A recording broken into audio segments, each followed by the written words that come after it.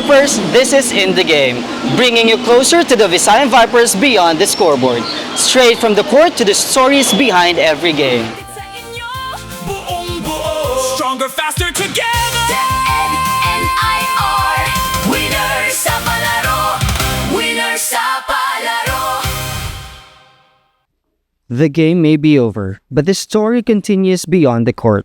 Let's hear from our Visayan Vipers as they break down the highs, the challenges, and the moments that mattered most.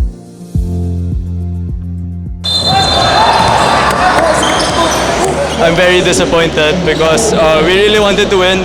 We adjusted a lot. We prepared for these types of moments, but we fell short. But I feel contented na because we gave it our all. We showed how much we wanted to win. To everyone supporting us at our games, thank you so much.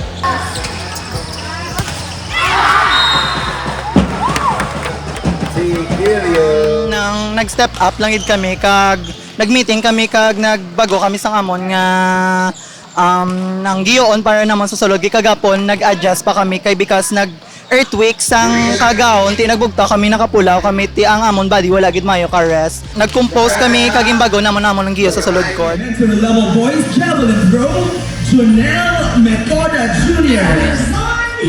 Pasalamat uli kay Lord na gihatag sa akon nga damgo kag pasalamat man ko sa akong trainer kag kay mama kay papa kag pasalamat ko kay Ma'am Gisette kay Ma'am Aname kag sa kay Mayor Bibo kag kay Bong Lacson kag pasalamat man ko gali kay si Sir SDS Dan kag kay Mayor Bibo kag kay Ma'am Pini kag kay Ma'am Betel Espino.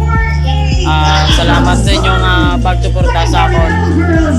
Nagmo-motivate sa akin po yung aking pamilya. Sila po talaga ang inspirasyon ko. Tsaka yung aking lola nga nasa heaven. Siya rin po yung aking rason kung bakit ako nagsasakripisyo sa aking sarili. At kung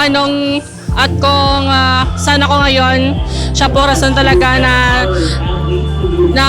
bigay lakas ako sa aking loob na masungkit itong gintong medalya.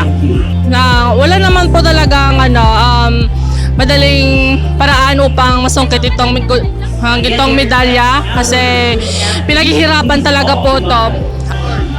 Super happy kasi hindi ko inaakalang mananalo ako at hindi ko inaakalang makakaset ako ng new record.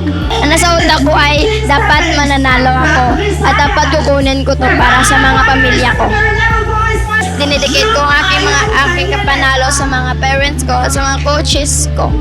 Dinedicate ko ako mga pamilya kag coaches na nagasuporta sa akon kag sa mga SDO sa guy. From every challenge to every victory, the Visayan Vipers continue to prove that the heart is always part of the game. Keep cheering loud for our Visayan Vipers as they continue to rise, fight, and represent DepEd NIR with pride here at the Palarong Pambansa. This has been John Reno Bildoa of DepEd NIR Media Team. Stronger, faster, together. Winners sa Palaro. Buong buo, stronger, faster together.